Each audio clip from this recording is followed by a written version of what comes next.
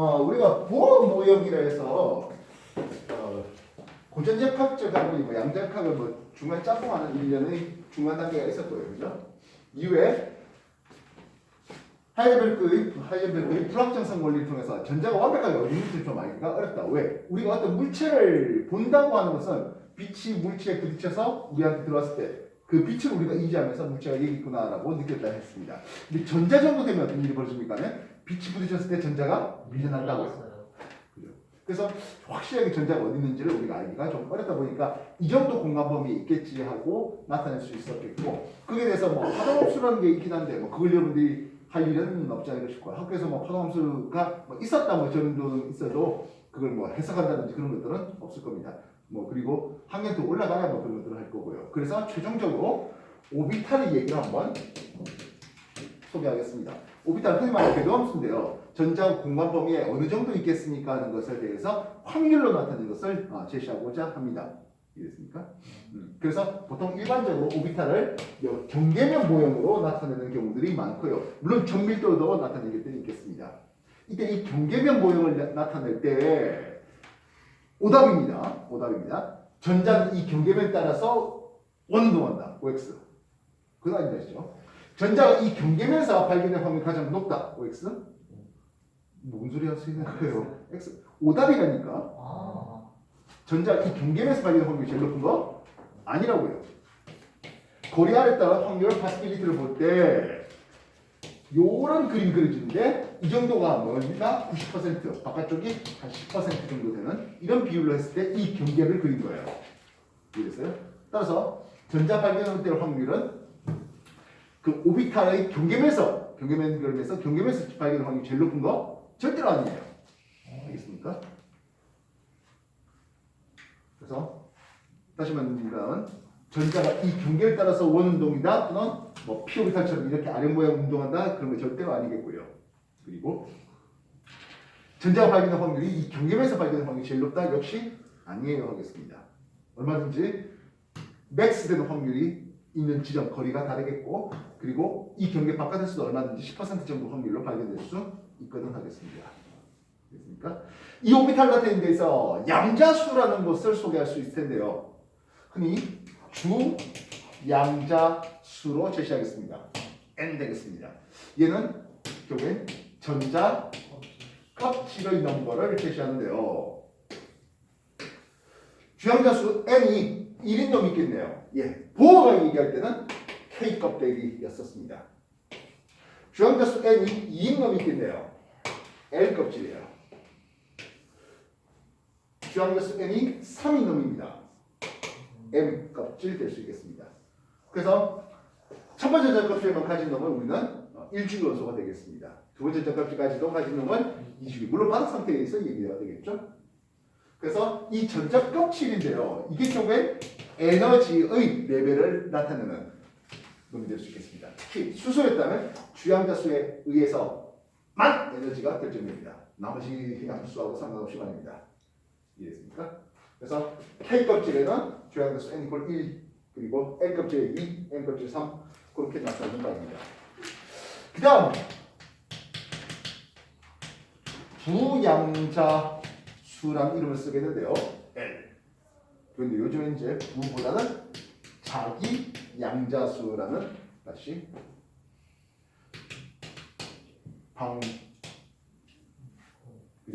방위 양자수라는 이름을 쓰면서 L을 쓰겠습니다. 얘는 오비탈의 모양을 결정할 수가 있는데요.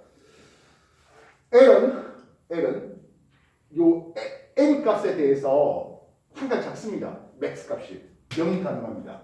요거는 0과 1이 가능하고요. 3이면 0과 1과 그리고 2가 가능합니다. 그래서 우리는 오비탈이라는 놈을 쓸 때 맨 앞에 쓴 놈이 뭡니까 하면 주양자수입니다. 주양자수 몇 번째 전자 껍질에 있는 하겠습니다. 그 다음 이제 오비탈의 모양에 대한 S다 P다 하는 오비탈의 모양에 대한 모양을 제시하겠습니다. 아래 첨자를 쓰면서 이제 이거는 오비탈의 방향을 제시하게 되는데요. 이 오비탈의 방향을 제시하는 게 바로 자기 양자수라고 표현되면서 ml 값을 가집니다. 얘는 오비탈의 방향이에요. 됐습니까? 근데 이 제로로 되는 오비탈은 S 오비탈이라는 이름을 쓴대요. 얘는 방향성이 없어요. 맞잖아요. 이것도 S 오비탈인데 방향성이 없어요. 그럼 요 놈은 P 오비탈이라면서 이게 X축 방향, Y축 방향 그리고 Z축 방향에서 발견될 확률이 좀 더 높다 해서 방향성이 있는 놈이 되겠습니다. S 오비탈, P 오비탈은 방향성이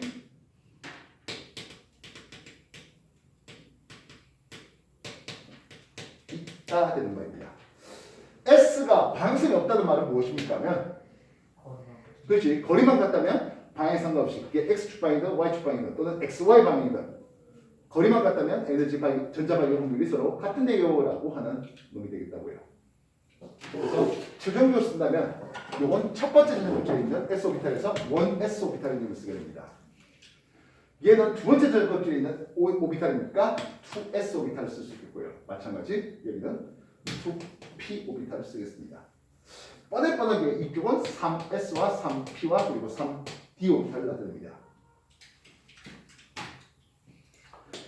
오비탈의 종류는 몇 가지 나오겠습니까? 하는 거예요. 각 전자껍질마다. 첫 번째 전자껍질은 1S 오비탈 한 가지, 한 종류가 있습니다. 두 번째 전자껍질은 2S와 2P 두 가지가 있고요. 세 번째 전자껍질은 3S, 3P, 3D 세 가지가 있습니다. 그렇다면 주양자수 N이 4가 되는 K, L, M, N 껍질에는 오비탈의 종류가 몇 가지 나오겠습니까? 예, 네 가지가 나오게 됩니다. 얘는 4S, 4P, 4D, 4F까지 이렇게 말입니다. 그래서 N 가지가 나올 수 있겠습니다. 오비탈의 종류는 말입니다. 오비탈 방향을 제시하는데요. 아니 방향성이 없는 놈인데 무슨 오비탈 방향성이 있겠습니까? 예, ML 값은 얘는 0만 가능합니다. 마찬가지죠. 얘도 0만 가능합니다. 반면 L 껍질에 있는 P 오비탈, 즉 2P 오비탈은 X축, Y축, Z축 방향성 세 가지가 있는데요. 이 방향성 세 가지에 대해서 2P 오비탈은 그래서 마이너스 1, 0, 플러스 1 이렇게 삼겠습니다. 그 말이 2px, 2py, 2pz 즉 오비탈의 방향을 제시한다는 얘기죠. 이해했습니까? 뭐 뻔하게 역시 세 번째 전자껍질 S 방향성 없으니까 제로. 그럼 3p 오비탈 어떻게 되겠습니까? 마이너스 1, 제로, 플러스 1 해서 역시 마찬가지 3px, 3py, 3pz가 있겠습니다. 그 다음에 3d는 어떻게 되겠습니까? 3d는 마이너스 2부터 플러스 2까지 움직일 수 있겠습니다. 이해됐습니까? 즉, 요 놈에 대해서 마이너스 L에서부터 플러스 L까지 그 사이에 정수값들을 가지겠다는 거죠. 그래서 추가적으로 다음에 나오겠습니다. 얘는 오비탈의 개수를 묻겠습니다. 오비탈 개수입니다. 여기 오비탈 몇 개 있습니까? 한 개 있죠. 여기 오비탈이 2S와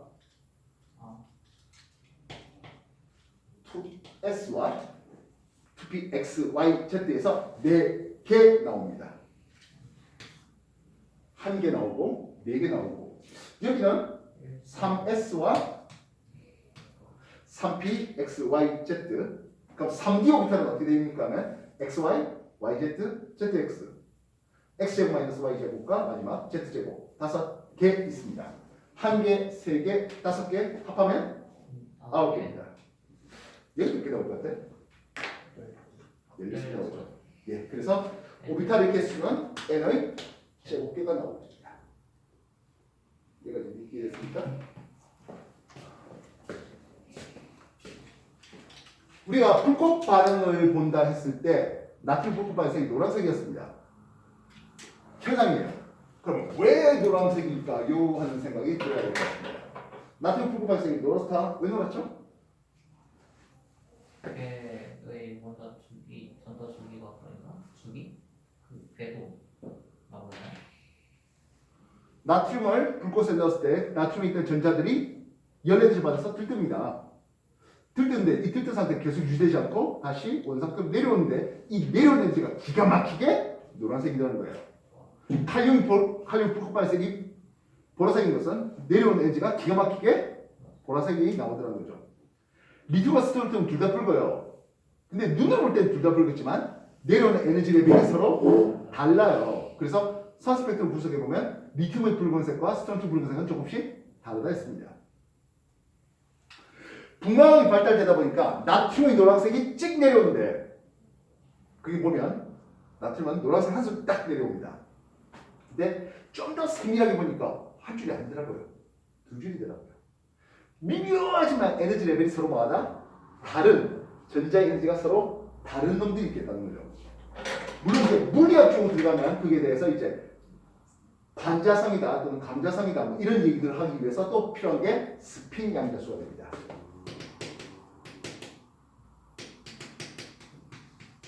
그래서 MS인데요. 이건 모든 놈들에 대해서 플러스 2분의 1과 마이너스 2분의 1을 쓰겠습니다. 결국엔 각 전자 껍질마다 전자의 최대 수는 n제곱의 2배만큼이 들어가는 게, 즉 여기에 대해서 플러스 2분의 1, 마이너스 2분의 1 그렇게 쓰겠다는 거죠. 이해됐습니까? 그래서 n, l, ml과 ms에 대해서 숫자를 한번 써볼까 싶습니다. 2에 플러스 2에 1에 플러스 1에 플러스 2분의 1 무슨 뜻이겠습니까? 하네요. 두 번째 전자 껍질에 있고요. 두 번째 전자 껍질에 있고 L 값이 1이라는 것은 뭐다? P 오비탈이라는 뜻이 되겠죠? 플러스 1이에요. 이 P, Z를 쓰겠다는 거죠. 거기에 업스핀으로 하나의 전자가 있어요 하겠습니다. 이해했습니까? 그래서 얘는 이 P, Z에 있는 그 전자 한 개를 제시하는 바입니다. 이해했습니까?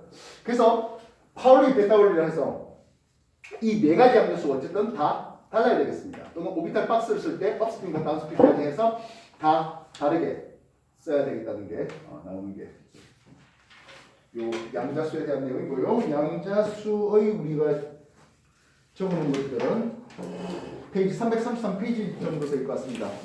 여러분들 가지고 있습니까? 책? 이제 무거워서 안 들고 다니는 겁니까? 그럼 그림 좀 같이 보시고요.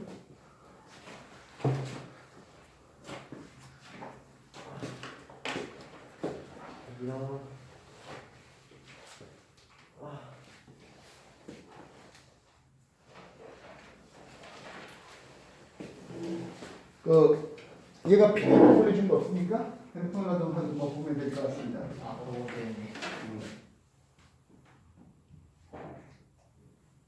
PDF 보면서 손을 써야겠다.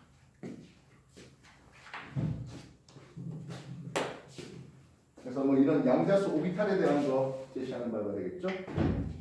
그래서 최소한 주요 원소들에 대해서 오비탈 배치는 우리가 그러니까 치면 바로 티 나올 정도로 연습을 좀 해주셔야 되겠습니다. D 오비탈이 사용될 PDF 없어. D 오비탈이 사용될 수 있는, 그러니까 원자번 21번 스칸디부터 사용되는 이 원소는 학교에서 전형원소의 오비탈 배치 해주던가요? 그래서 전형 원소의 오비탈 배치만 해도 충분할 듯 하겠습니다. 최소한 1번부터 20번까지는 말이죠. 됐습니까? 정리 한번 더 해주십시오. 그래서 조금 이따가 1번부터 20번까지 오비탈 배치를 한번 쭉 넘겨드리도록 하겠습니다.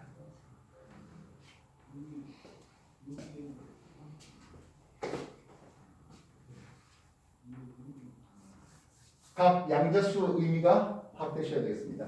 원래는 스핀 양자수는 절대로 원자의 주변을 도는 전자가 자전한다의 의미는 아니에요. 즉 이렇게 자전하는 반대로 자전하는 의미는 아니에요. 근데 보통 설명을 할 때 아무래도 원자핵 주위에 분명히 전자가 돌긴 도는데 그래서 시계방이 차지하니까 또는 반시계방이 차지하니까의 의미로서 많이 제시하고 있는 게 스핀 양자수가 됩니다. 그래서 물리 쪽에 들어가면 이 스핀 양자수까지 완벽하게 플러스 마이너스 제로가 돼버리면 반자기성 물체가 된다. 이 얘기가 나오게 됩니다. 반자성 말은 들었죠? 들은 적 있어 없어? 학교에서는 애매하네요. 어쨌든 뭐 평소에 이런저런 공부하면서 반자성 얘기를 들어본 적 있을 겁니다. 대표적으로 반자성이 뭡니까 하면 자석. 초전도체죠. 그냥 자석이면 강자성체고 FE. 예? sorry. 그건 그러니까 철이라든지 니켈 같은 건 강자성체고 아, 그 강자성체는 홀로 있는 전자가 즉 스핀이 플러스 마이너스 2분의 1씩 안 채워진 것들이 많은 것들이고 만약 플러스 2분의 마이너스 1이 꽉 다 차버리면은 그때는 반자성이라서 자석을 밀어내요. 그래서 대표적인 게 초전도체가 자석 위에 뜨는 현상들. 마이슨의 효과. 그런 것들 하는 게 반자성체가 나오게 됩니다. 한국어 저 한글? 영어. 뭐 영문은 된 것들이더라도 뭐 상관없잖아요. 영 못 읽을도 아니고. 한글로 저 선생님이 PDF 올려준 거 보면 뭐 기호로 된 것들이 뭐 엉망이더라고요. 그죠? 아, 몇 개 날라갔어요? 예. 아 날아가는 게 아니고 그러니까 기호를 한글로 아마 그 번역기 같은 거 돌리는 거 같은데요. 아, 근데 몇 개는 살아남아가지고 다 괜찮은 문자가. 그래요? 네. 어쨌든 뭐 그런 것도 활용해 주시면 되겠습니다. 아니면 뭐 분분해서 째가 나오든지. 자 그러면 최소 1번부터 20번까지는 우리가 오비탈 배치를 좀 완벽하게 좀 해달라고 했는데요. 그 20번까지 배치하는 과정에 즉 바닥 상태를 배치하는 과정에 세 가지 원리에 대해서 소개해 보도록 하죠. 일단 안정한 바닥 상태의 오비탈 배치를 해보겠습니다. 일주기 원소입니다. 원자 원소 1번 수소, 2번 헬륨. 얘네들은 하겠습니다. 얘는 1S에 한 개면 되는 거죠. 얘는 1S에 두 개면 될 것 같네요. 됐습니까? 2주기 원소입니다. 3번 리튬, 4번 베릴륨, 5번 금속, 6번 탄소, 7번 질소, 8번 산소, 9번 플로린과 마지막 10번 네온까지 한번 해봅시다. 얘는 어차피 1S는 똑같죠? 1S의 두 개는 똑같습니다. 그럼 리튬에 대해서는 이제 2S에 하나 들어옵니다. 벨륨에 대해서는 2S에 두 개. 그러다 보니까 아직 P 오비탈에 대한 내용은 나오진 않죠. 어쨌든 낮은 에너지부터 정도 좀 채워가 주십시오 하겠습니다. 원자번호 1번 수소였다면 1S 레벨과 2S와 2P 레벨이 서로 같습니다. 수소였다면.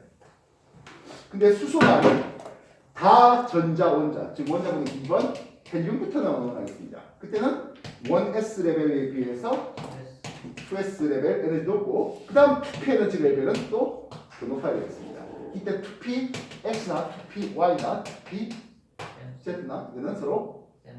같다라고 가르치고 있는 중입니다. 그럼 달라요? 강한 장점에 들어가면 또 좀 얘기가 달라져요. 확률이 올라갈수록 그때는 맞았지만 지금은 아니다는 내용이 됩니다. 그렇지 않습니까? 중학교 때는 야 제곱해서 마이너스 되는 게 어딨어 시하다가 이제 그러면 5번 분수가 되면 2S에 2개 그 다음에 이제 2P에 채운대요. 이때 실상 2PX나 2PY나 2PZ나 에너지 서로 같은 데 있죠. 관습상 2X에 하나를 채우고 있습니다. 탄소 받습니다. 2S에 2개 2PX에 하나 2PY에 하나 채웁니다. 여기서 왜 2PX에 2개가 아니라 하겠습니다. 예, 푼티 규칙가 있는 거 쓰겠네요. 푼티 규칙 에너지 레벨 같은 2PXYZ 이런 할 때는 전자들을 한 오비탈에 모아놓으면 당연히 반발할 수밖에 없었죠. 따로따로 채워주라 하는 게 이게 푼티 규칙입니다. 다시 한번 더 밑에서부터 쌓아 올라가자 싸움의 원리. 에너지 레벨 같은 P 오비탈에 대해서는 홀 전자가 많게 해주라 하는 게 콘티 규칙이 되고 있습니다. 그래서 7번 질소가 되면 2p x 하나, 2p y 하나, p z 하나 이렇게 채울 수가 있었습니다. 이해됐습니까? 이제 산소 들어가면 2p x, 2p y, 2p z를 채우는데요. 이제 오비탈 박스 형식으로 치울까 싶습니다. 잘 봐주십시오. 잘 봐주십시오. 보세요. 잘 채웠다고 했습니다. 아, 채운 거는 잘 채웠는데 방식이 그렇죠. 다시 한 번 더. 물론 여러분들이 시험장에서는 어차피 중간에 과정을 볼 수는 없으니까, 그지? 다시 한 번 더. 딴 치면 결과는 똑같습니다. 그러나 과정이 좀 마음에 안 든다는 거예요. 채울 때 채우는 원리대로 쌓는 원리대로 하나, 둘, 셋 채우고 그제서야 네 번째를 이렇게 채워달라는 이해가 되겠습니다. 습관을 그렇게 좀 들으시면 좋겠습니다. 왜냐하면 사람이 급하면 따닥따닥 치면 교수가 이렇게 쳐다볼 수도 있죠. 됐습니까? 예, 9번 플로인이었습니다. 하나, 둘, 셋, 넷, 다섯 하겠습니다. 말했지만 이렇게도 에너지 레벨은 뭐하다고? 같은 거예요. 마지막 내용까지 하면 꽉 다 채우겠죠. 특히 꽉 다 채워버리면 10번 10개 들어오게 됩니다. 이해됐습니까? 그러면 S 오비탈에 있는 전자, S 오비탈의 전자 수 대비 P 오비탈의 전자의 수를 한번 따져볼까 싶습니다. 이 비율값이 1을 가지는 놈과 1.5를 가지는 놈에 대해서 현재 이주기 원소들에 대해서 소개해보도록 하죠. 어차피 P 오비탈이 있어야 되겠다는 것은 최소 누구부터입니까? 분수부터 되겠죠. 물론 이건 받은 상태죠. 알겠습니까? 따라서 1을 가지고 있다고 합니다. 최소한 1S의 2개와 2S의 2개는 일단 먼저 먹고 들어가야 되겠습니다. 1의 값을 가져갑니다. 2P에 4개 돼야 되겠네요. 이거죠? 8번 산소가 S 오비탈과 P 오비탈에 있는 비율 값을 볼 때, 예, 물론 바닥 상태의 객체입니다. 예, 1의 값을 가지게 되어요. 1.5를 가져갑니다. 누구였습니까?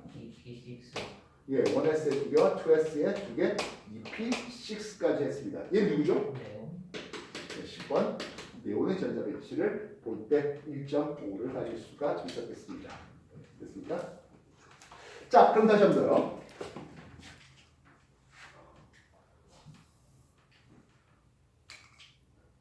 플로인을 제시했는데요.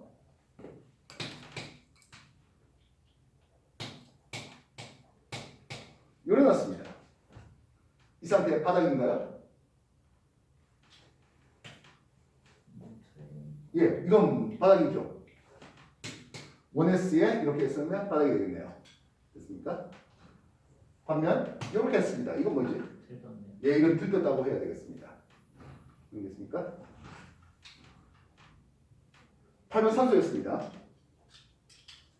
이렇게 바꿨습니다. 바닥은 아니죠. 예, 콘티 규칙 위배됐습니다. 이해됐습니까? 콘티 규칙에 위배됐던 상태입니다. 됐습니까? 그래서 들뜬 상태입니다. 됐습니까? 이래버리면요. 이건 존재가 불가능한 상태입니다. 바닥입니까에 대해서는 아니오라고 답할 수 있어야 되겠고요. 그럼 들떴습니까 하면 아니오라고 해야 되겠습니다. 들떴다라는 말 자체 안에는 존재 가능성을 내포하고 있어서 그렇습니다. 이제 변태설이죠. 과학을 잘하려면요 국어 해석 잘해야 돼요. 이게.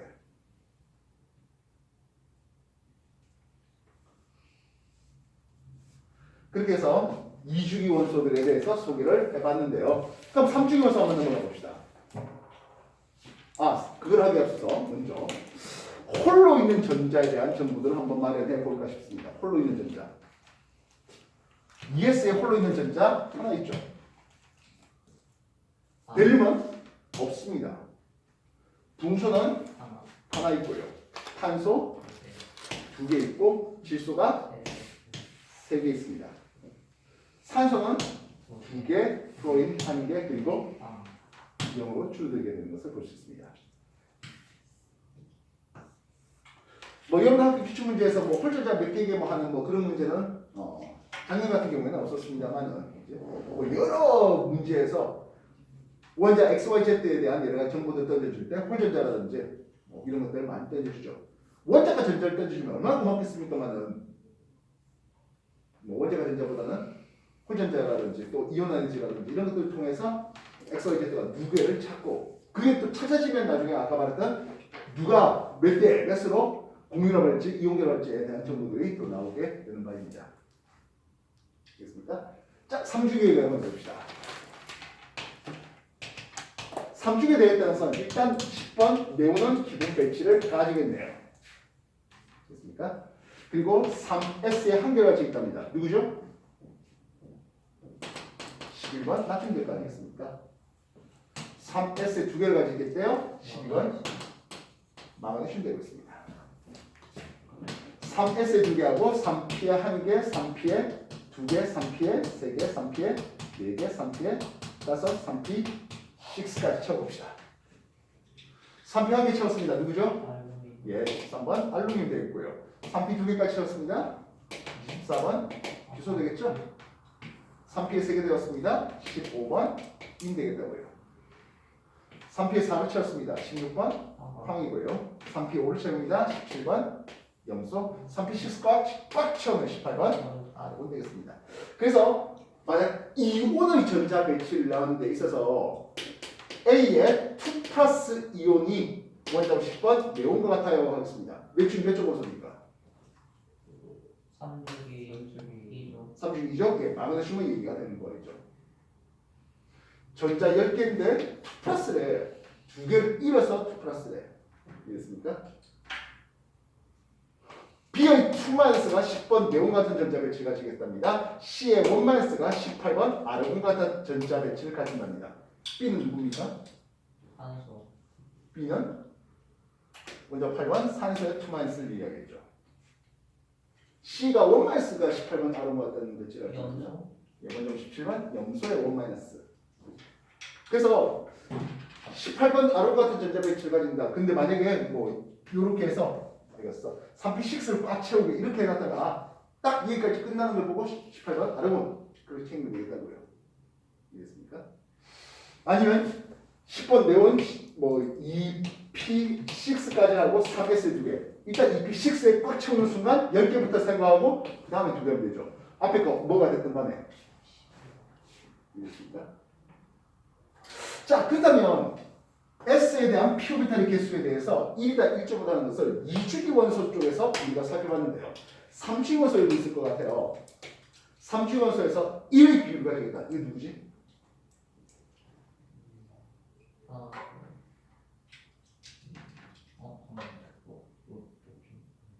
얘는 3-1S에 2개, 2S에 2개, 2P에 6개를 했으면 6분의 6이 돼야 되잖아요. 예. 3S에 2를 채워서 예, 이놈은 12번 마그네슘이면 예, S에 대한 P 오비탈의 전자의 개수가 1의 비율을 가지게 됩니다. 그럼 뻔뻔하게 1.5가 되겠답니다. 여기 1S에 2개, 2S에 2개, 3S에 2개 있었겠죠. 여기 2P에 6까지 채웠어요. 12번 마그네슘 이후에 3P에 3개를 집어넣어야 되겠습니다. 얘 누구라고? 15번 임이더라고요. 이해됐습니까? 그래서 워낙에 1과 1.5의 비율들은 산소와 네온 2주기 원소, 마그네슘과 인 3주기 원소 워낙에 많이 나오다 보니까 익숙해졌으면 좋겠습니다. 뭐 S에 대한 P 오비탈의 얘기를 하면 뭐 거의 뭐 90% 이상은 저 네놈을 가지고 따지는 문제들입니다. 마찬가지지만 이제 뭐 홀전자의 개수라든지 또는 뒤에 배울 원자 반지론, 이온 반지론, 뭐 이온화이즈, 뭐 그에 따라서 순차적인 이온화이즈 이런 것들 여기까지로 비교해 주시면 좋겠습니다. 됐습니까? 네, 조금 이따 이제 원소의 주기적 성질 원자 반지론하고 그런 것들 설명할 테니까 좀 더 정리해 보십시오.